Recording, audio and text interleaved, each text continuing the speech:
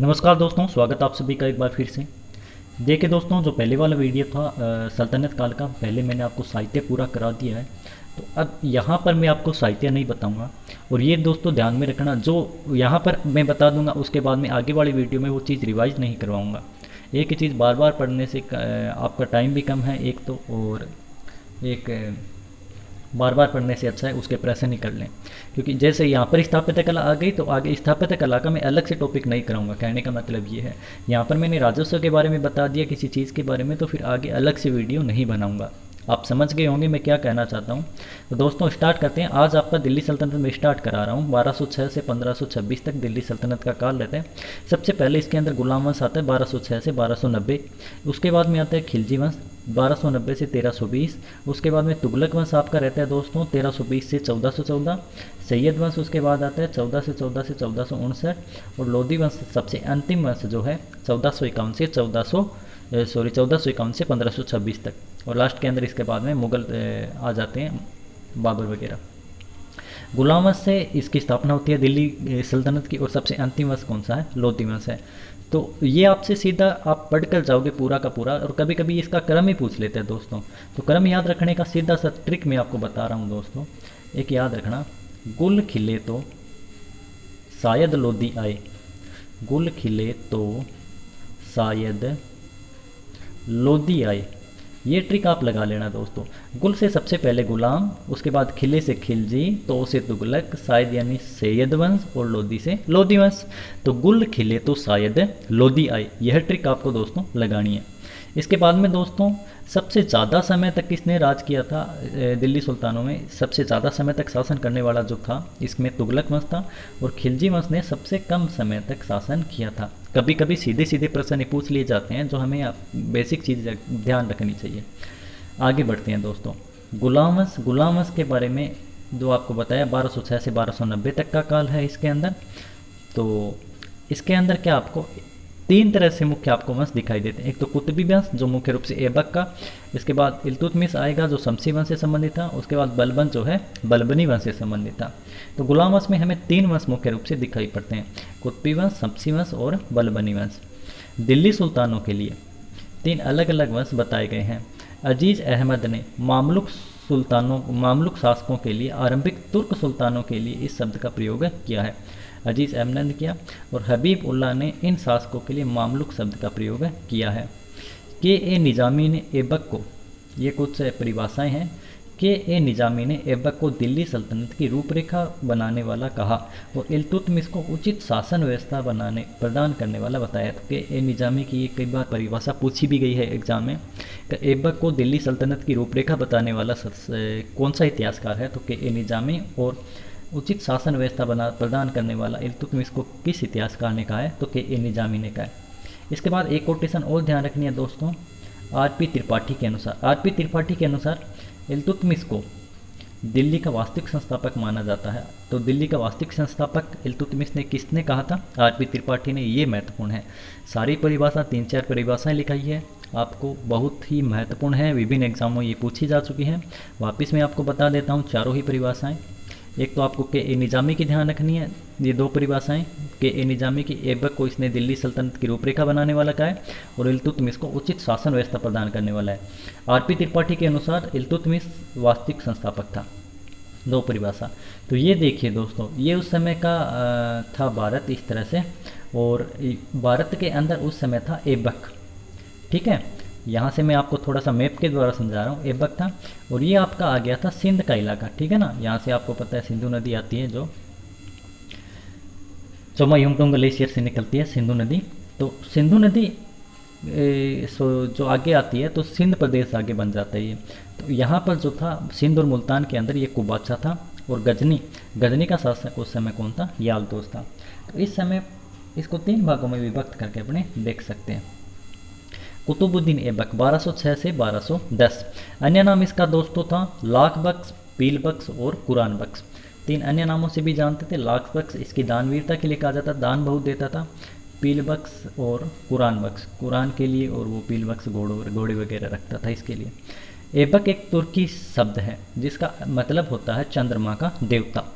ऐबक को अब्दुल अजीज कोकी ने खरीदा था, जो आगे चलकर मोहम्मद गोरी ने इसे खरीद लिया। ये गुलाम था। गोरी ने ऐबक को पद दिया था अमीर ए आखुर का, अमीर ए आखुर का पद दिया था, और अमीर ए आखुर का पद होता है वो अश्वशाला का प्रधान होता है। ये चीज़ ध्यान रखना, सल्तनत काल के अंदर परिभाषिक शब्दावली आपसे पूछी जाएगी तो अमीर ए आखुर का मतलब क्या हो जाएगा, अश्वशाला का प्रधान। गोरी ने इसको ये पद दिया था। ऐबक ने लाहौर को अपनी राजधानी बना ली। तराइन के दूसरे युद्ध में गोरी की सेना से हिस्सा लिया था। ऐबक ने गौर प्रदेश पर ऐबक से जो गौर प्रदेश था इससे वैधानिक तौर पर अपना संबंध तोड़ लिया था, इसलिए ऐबक को दिल्ली सल्तनत का संस्थापक माना जाता है। यदि प्रश्न आता है दिल्ली सल्तनत का वास्तविक संस्थापक कौन है दोस्तों, दिल्ली सल्तनत का वास्तविक संस्थापक इल्तुतमिश को माना जाता है, और दिल्ली सल्तनत का संस्थापक किसे माना जाता है, कुतुबुद्दीन ऐबक को। चूंकि हातिम द्वितीय की उपाधि से इसने धारण की थी, हातिम द्वितीय के नाम से भी प्रसिद्ध था ऐबक ने, सुल्तान की उपाधि कभी भी इसने धारण नहीं की। ये चीज़ ध्यान रखना मोस्ट है दोस्तों। इसने 2 उपाधियां धारण की थी, एक है मलिक और एक सिपीहर, 2 उपाधियां इसने ली थी। ऐबक ने ना तो अपने नाम का कभी सिक्का चलवाया, ना ही अपने नाम का कभी खुतबा पढ़ाया। अब दोस्तों खुतबा लिखा हुआ आ गया, तो खुतबा किसको कहते हैं, खुतबा है अजान के समय राजा का नाम साथ में पढ़ा जाता है, उसको खुतबा कहते हैं। ऐबक ने ताजुद्दीन याल्दोज की पुत्री से शादी कर ली, जो मैंने अभी आपको मैप के अंदर बताया था याल्दोज कहाँ था, और अपनी बहन का विवाह कुबाचा के साथ कर दिया। याल्दोज के साथ तो अपनी बहन की शादी, याल्दोज के साथ तो याल्दोज की पुत्री के साथ तो अपनी शादी कर ली, ठीक है ना। याल्दोज की पुत्री से शादी की ऐबक ने खुद की, और बहन के साथ कुबाचा का विवाह कर दिया। इल्तुतमिश के साथ अपनी पुत्री का विवाह कर दिया, तो इल्तुतमिश एक तरह से इसका दामाद हो गया। इस प्रकार वैवाहिक संबंधों को अपने साम्राज्य की स्थिरता प्रदान की ऐबक ने। ये प्रश्न आपको ऐसे तर्क और तथ्य में पूछा जा सकता है। ऐबक ने ख्वाजा बख्तियारुद्दीन काकी के सम्मान के अंदर कुतुबुद्दीन मीनार का निर्माण करवाया। इस इमारत का जो निर्माण आरंभ करवाया था कुतुबुद्दीन ऐबक ने करवाया था, और इसका जो पूरा होता है वो इल्तुतमिश के काल के अंदर इसका निर्माण पूरा होता है। ऐबक ने दिल्ली और अजमेर में 2 मस्जिदों का निर्माण करवाया। दिल्ली के अंदर कुव्वत उल इस्लाम मस्जिद का निर्माण कराया। यह मस्जिद इस्लामी पद्धति पर निर्मित पहली मस्जिद मानी जाती है। कुव्वत उल इस्लाम मस्जिद 1195 से 1199 के मध्य बनी थी। कुतुबुद्दीन ऐबक ने इसका निर्माण करवाया था, और यह दिल्ली के अंदर है। इस्लामी पद्धति पर बनी हुई यह भारत में पहली मस्जिद है, यह ध्यान रखना। पृथ्वीराज तृतीय का जो किला था राय पिथौरागढ़ दिल्ली के अंदर, इसके स्थान पर यह बनाई गई थी, यह भी ध्यान में रखना। कुव्वत उल इस्लाम, ऐसा माना जाता है कि इसका निर्माण 27 जैन मंदिर को ध्वस्त करके किया गया था। आगे आते हैं दोस्तों, इसने 2.5 दिन का झोंपड़े का निर्माण कराया था ऐबक ने। 1200 के अंदर अजमेर के अंदर, अब 2.5 दिन के झोंपड़े से पहले यहाँ पर क्या चीज़ थी, तो 2.5 दिन से पहले यह संस्कृत पाठशाला थी, जिसका निर्माण विग्रहराज चतुर्थ, जिसका दूसरा नाम विशलदेव भी है।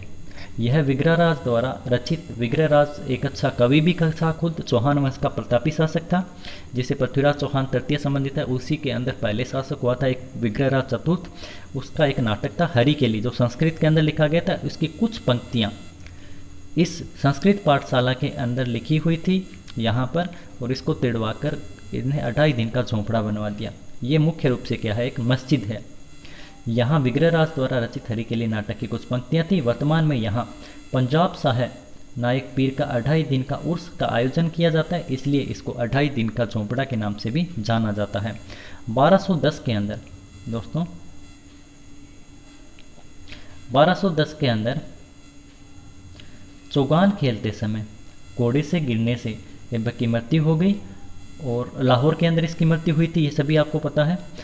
ऐबक के बाद उसका पुत्र आराम शाह गद्दी पर बैठता है। अबुल फजल के अनुसार ये इसका भाई था आराम शाह, ये ध्यान रखना, एक एग्जाम में पूछा भी गया है।